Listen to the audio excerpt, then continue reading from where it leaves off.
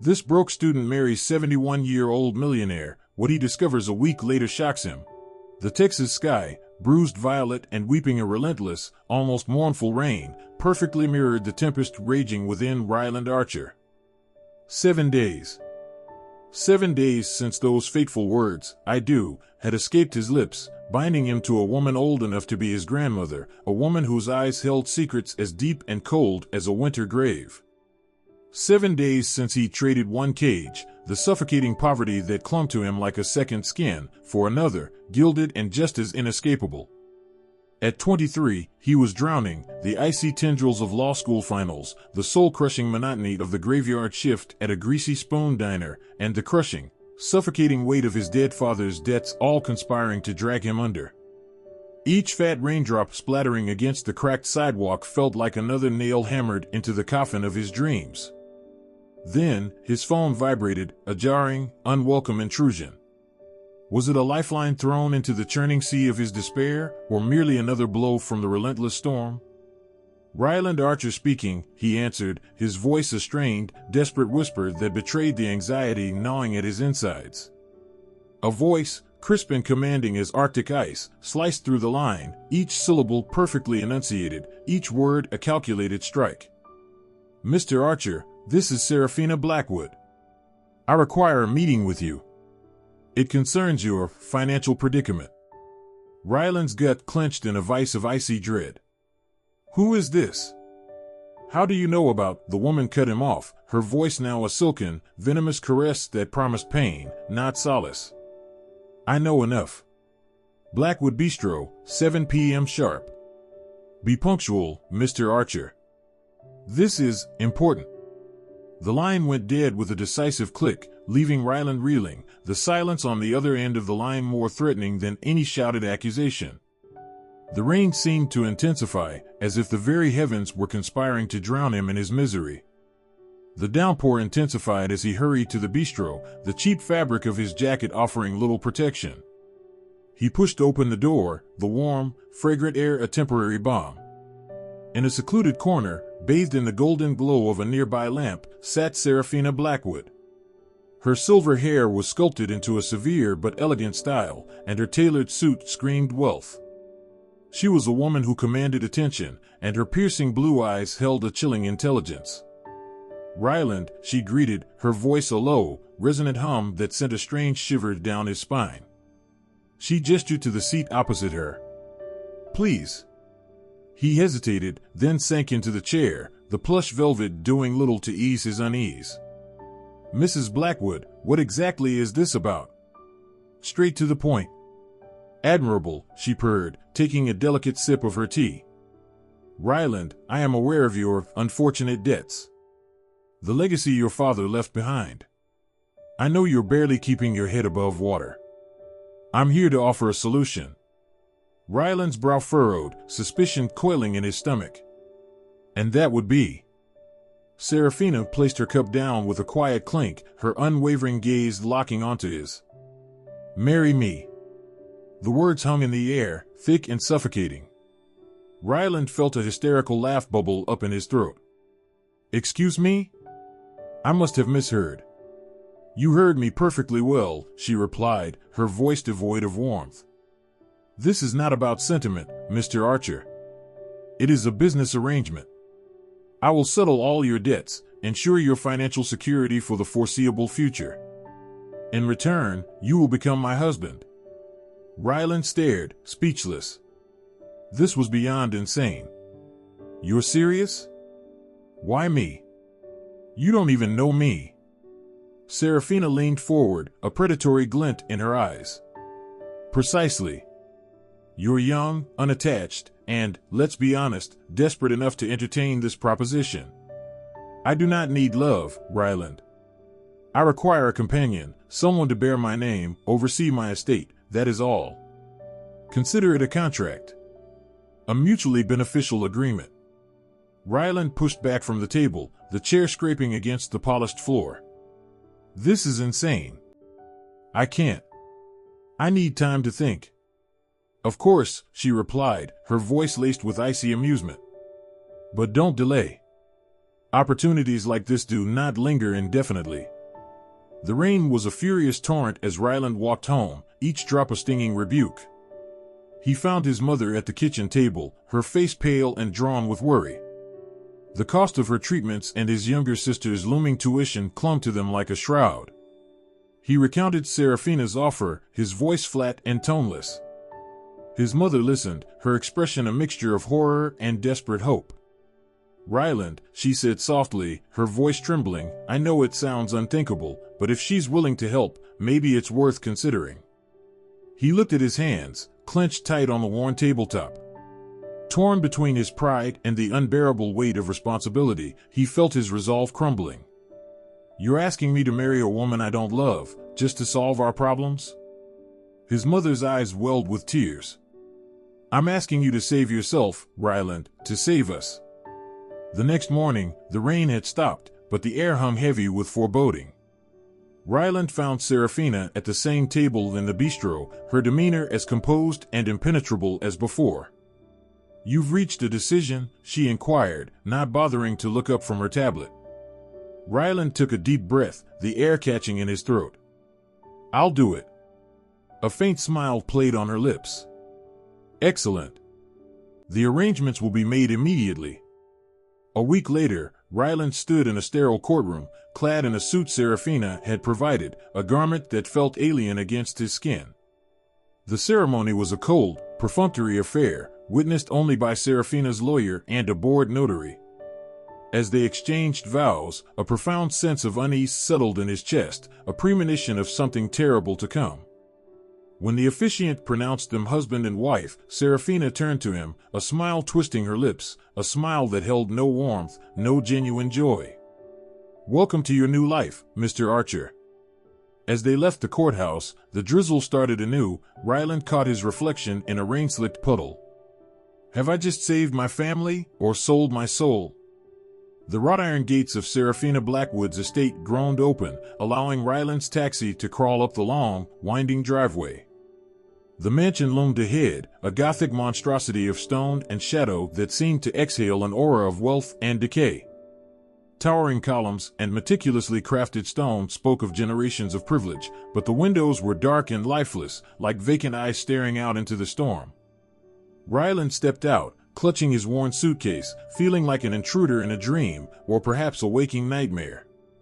Serafina greeted him in the grand foyer, her demeanor as polished and formidable as the marble floor. "Welcome, Mr. Archer," she said, the formal address sending a shiver down his spine. "I trust you'll find your accommodations satisfactory. Dinner is at 7 p.m. sharp." He nodded mutely, following a silent housekeeper who led him to his room. It was opulent, a vast space dominated by a king-sized bed, antique furnishings, and floor-to-ceiling windows that offered a panoramic view of manicured gardens. Yet, despite its undeniable luxury, the room felt cold, sterile, untouched by human warmth. That evening, Rhyland sat stiffly at the ridiculously long dining table, Serafina a distant figure at the other end. She was dressed impeccably in a silk blouse and pearls, her silver hair gleaming under the chandelier. The food was extravagant, a multi-course affair prepared by a chef he hadn't seen, served by staff who moved like ghosts.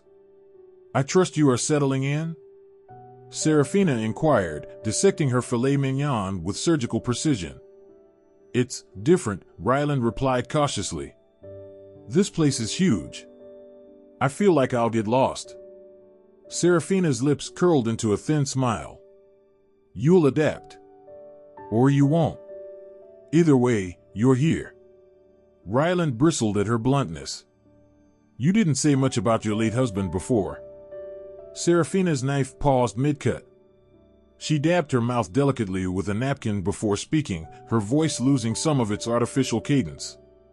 "He was a businessman, like your father. Their paths crossed once or twice." Her tone took on a dark edge. "But, as you might imagine, not all encounters end well." Rhyland's pulse quickened. "What do you mean?" She looked up at him, her eyes like chips of glacial ice. "Let's just say, unfinished business has a way of lingering." She raised her glass of wine, the ruby liquid swirling in the crystal. You'll soon understand why I chose you." Her cryptic words hung in the air, heavy with unspoken meaning.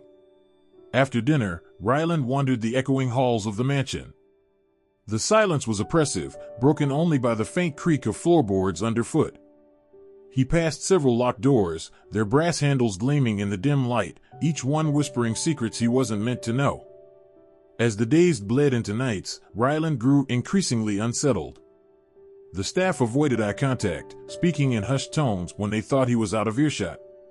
He overheard snippets of conversations that made his stomach churn. Why him? Does he even know?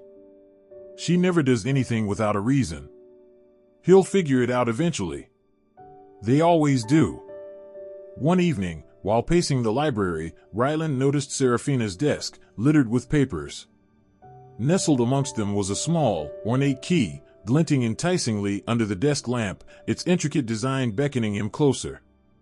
He scanned the room, his heart hammering against his ribs. He was alone. His gaze darted to the hallway where shadows danced. He reached out, his hand trembling, and snatched the key. It was heavier than he expected, cool to the touch. Could this be the key to one of those locked doors? He slipped it into his pocket, his mind racing. That night, lying in his luxurious but suffocating room, Rhyland turned the key over and over in his hands. A million questions swirled in his mind, but one loomed above all others. What is Seraphina hiding? And why had she really chosen him? The mansion was swallowed by stillness when Rhyland crept down the hall, the key pressing against his thigh. His pulse quickened as he approached the door he had noticed earlier, its ornate handle gleaming faintly in the moonlight streaming through the windows. He glanced over his shoulder, his breath catching in his throat. He inserted the key into the lock. The soft click echoed through the silence, sending a chill down his spine. Slowly, painstakingly, he pushed the door open. The room was a relic of the past, frozen in time. Dusty furniture and faded wallpapers surrounded him. Tarnished silver frames held photographs, Seraphina as a young woman, a man who must have been her late husband, and another couple Rhyland didn't recognize. But it was the stack of papers on the desk that drew his attention. He flipped through them, his eyes widening in disbelief. Legal documents detailing failed business deals between Seraphina's husband and Rhyland's father. A scathing letter, penned in sharp, angry strokes, accused Rhyland's father of fraud. "You ruined everything. My family was left with nothing because of your lies." His breath hitched when he reached the last page, a marriage license. His name and Seraphina's, stark against the parchment. The date was weeks before their wedding, far earlier than he had ever known. And then, he saw it, an old, leather-bound diary. He hesitated, then opened it. The entries were Seraphina's, revealing a calculated plan to trap him in a marriage that would fulfill her ultimate goal, to settle old scores. "I will take everything from him, just as his father did to me. He will be my pawn." Rhyland froze, a wave of nausea washing over him. He heard a creak behind him. "Enjoying yourself, Mr. Archer?" Seraphina's voice was icy, slicing through the shadows like a shard of glass. He spun around, guilt and fear etched on his face. "Seraphina. You thought you'd find answers here?" She stepped into the room, her silhouette sharp against the faint light spilling in from the hall. "Curiosity killed the cat, Rhyland. What do you think you're doing?" His voice was low but firm, laced with a desperate plea. "Why did you really marry me? Is this about my father? Is this some kind of revenge?" Seraphina's eyes hardened, her meticulously crafted facade cracking, revealing the simmering rage beneath. "It's not your place to ask questions, Rhyland. Just do as you're told, and you'll leave this marriage better off than you started. Isn't that enough for you?" Rhyland's fists clenched, his knuckles white. "Enough? You've lied to me, manipulated me. This isn't a marriage, it's a trap." Seraphina's lips curled into a faint, chilling smile. "A trap, is it? Perhaps you should have thought twice before signing those papers." She stepped closer, her tone dripping with venom. "You may think you're smart, Rhyland, but you're just like your father, blind to the damage you cause until it's too late. Rhyland glared at her, the weight of his father's legacy pressing down on him. If you hated him so much, why take it out on me? I had nothing to do with what he did to your family. Serafina stared at him for a long moment, the silence stretching like a taut wire. Finally, she turned on her heel. You're in over your head, Rhyland. Stay out of matters that don't concern you. With that, she left the room, her footsteps fading into the oppressive silence of the mansion. Later that night, Rhyland lay wide awake in bed, his mind a tempest. Serafina's words haunted him, but so did the documents and the diary. Why had she gone to such lengths to entangle him in her schemes? Was it really just about revenge? His thoughts were interrupted by the faint murmur of Serafina's voice. He slipped out of bed and crept toward her study, pressing his ear against the door. Make sure the transfer is complete, Serafina said, her voice sharp and commanding. We can't let him back out now. Time is running out. Rhyland's blood ran cold. Whatever was happening, he was in deeper than he could have ever imagined. Rhyland sat alone in the grand library, his mind a whirlpool of fear and confusion. Serafina's cryptic words and the damning contents of the locked room had made it clear he was in over his head. The once imposing estate now felt like a gilded prison, its luxurious trappings concealing dark secrets. That evening, Rhyland approached Mr. Ephraim, the estate's head butler, a man whose calm demeanor suggested he had seen and heard more than he let on. Mr. Ephraim, I need your help. Something isn't right here. The older man regarded him with a steady gaze, his hands clasped behind his back. Mr. Archer, I was wondering how long it would take before you came to me. Rhyland's chest tightened. You know something, don't you? About Serafina, about all of this. Mr. Ephraim hesitated before speaking.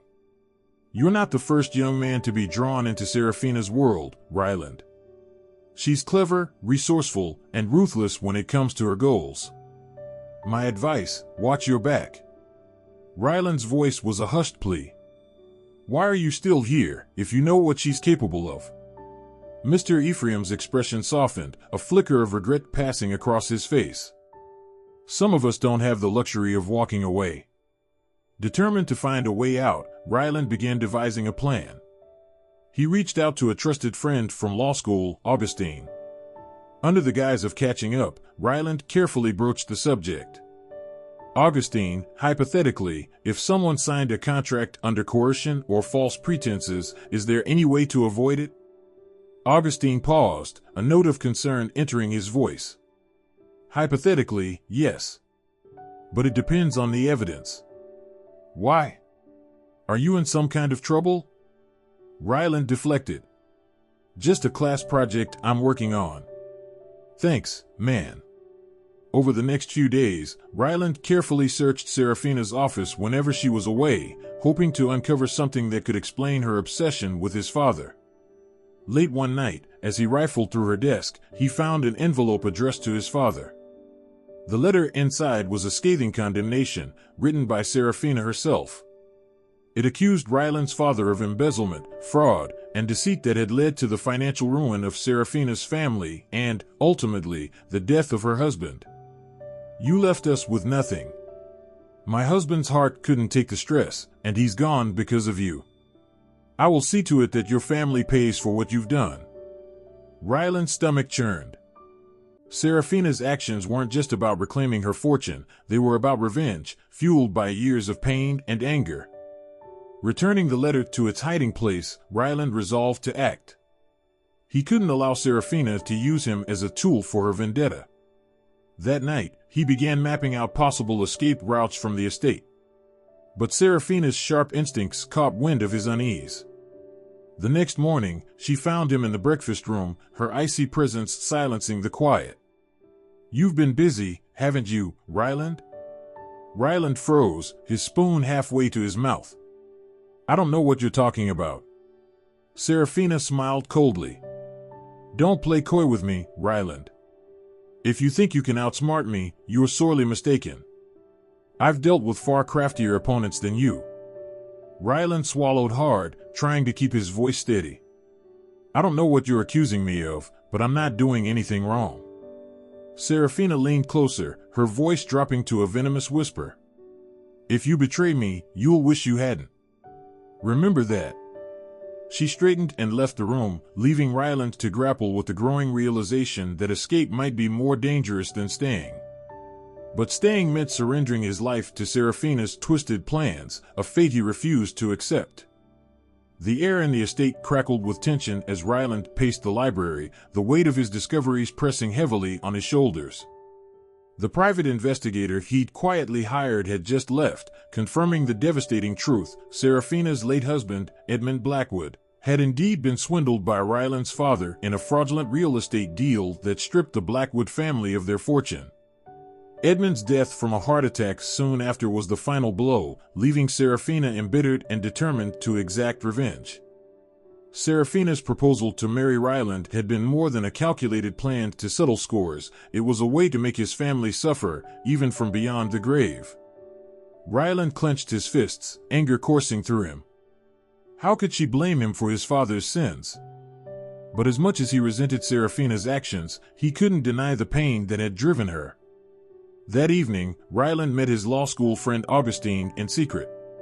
With Augustine's help, he compiled the evidence he had collected from Serafina's office and the investigators' findings. Among the documents, they discovered Serafina's involvement in current business dealings that bordered on illegal, shady partnerships and falsified reports designed to rebuild her empire at any cost. Augustine looked at Rhyland, his face grim. Rhyland, this is enough to take her down. But you need to be careful. If she realizes you're onto her, there's no telling what she might do. Rhyland nodded grimly. She's already done enough damage. It's time to end this. The next morning, Rhyland waited in the grand sitting room, the evidence tucked securely in his bag. When Serafina finally entered, her icy composure intact, he stood to face her. Serafina, we need to talk. Serafina raised an eyebrow, her tone clipped. Is that so? What could be so urgent? Rhyland's voice was firm as he pulled out the documents. I know everything. About my father, about Edmund, about what you've been doing to rebuild your fortune. For the first time, Serafina's calm exterior faltered. Her eyes darted to the papers in Rhyland's hand, a flicker of fear betraying her. You've been snooping again, haven't you? Her voice was a dangerous purr. Do you even understand what your father did to my family?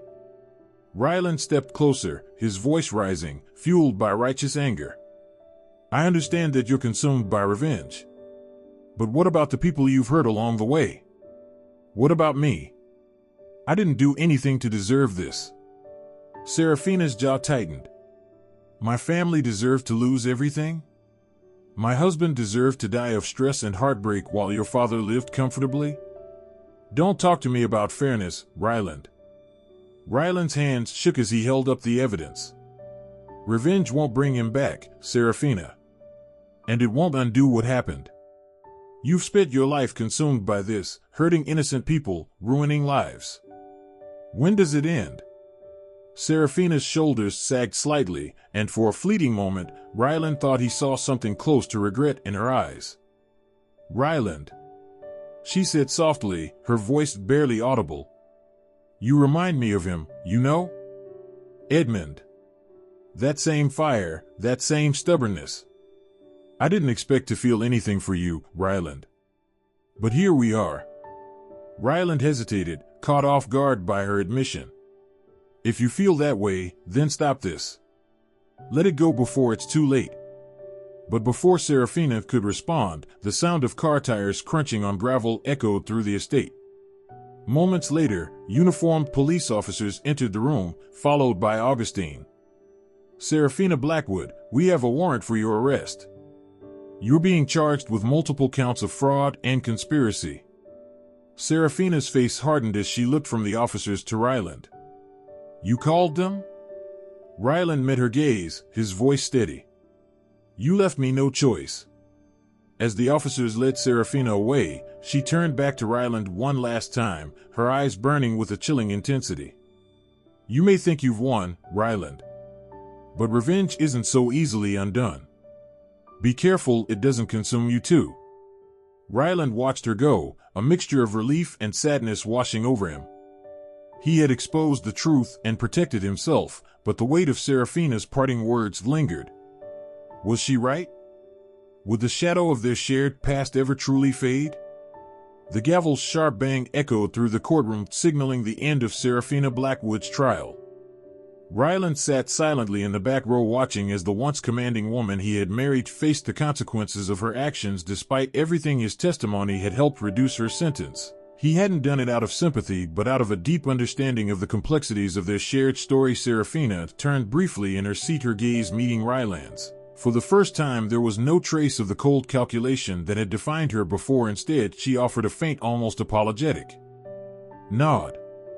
Days later, Rhyland was summoned to the estate one final time. The grand house, once intimidating and isolating, now felt empty. Seraphina had arranged for him to receive the property's deed. The estate lawyer handed Rhyland a letter in Ellen's elegant handwriting. It was never about the money, Rhyland, it was about closure. Edmund deserved justice, but I lost sight of what truly mattered. You've shown me something I thought I'd forgotten: the capacity to move forward. This estate is no longer a monument to my pain, it can be something more. Use it well. Rhyland sold the estate, a decision that came easily. Its grandeur had been a gilded cage for both him and Eleanor. The proceeds allowed him to pay off his family's debts, finally freeing his mother from the shadow of his father's mistakes. With the remainder of the funds, Rhyland established a scholarship fund in Earl Blackwood's name. It was a way to honor the man who had unknowingly become a casualty in the feud between two families. Rhyland's return to law school felt like a homecoming. This time he was more determined than ever to use his education for good. He interned at a legal aid center, helping individuals who, like Eleanor, had been wronged and left without course. One crisp autumn afternoon, a letter arrived for Rhyland. The handwriting was instantly recognizable. He sat on a park bench near campus and unfolded the paper. Seraphina's letter. Rhyland: I've had much time to reflect. For years I believed that revenge would heal the wounds Edmund's death left behind, but I see now that revenge is its own prison. Your kindness, even in the face of my mistakes, taught me something I never expected. Forgiveness is not weakness, it is strength. Thank you for being better than the world around you. Thank you for showing me that we can break the cycles we inherit. I hope you find the happiness I never could. Eleanor. Rhyland stared at the letter for a long time, the words sinking in. He folded it carefully and tucked it into his jacket pocket, feeling an odd sense of peace. A year after Seraphina's arrest, Rhyland stood before a group of scholarship recipients at a small ceremony. Behind him hung a simple plaque, the Edmund Brooke Scholarship Fund for Second Chances. Rhyland spoke with conviction. This fund isn't just about money, it's about creating opportunities for those who might otherwise be forgotten. It's about turning pain into purpose. After the ceremony, he sat alone for a moment, reflecting on the whirlwind of the past year. His path had been irrevocably altered, but for the first time he felt he was walking in the right direction.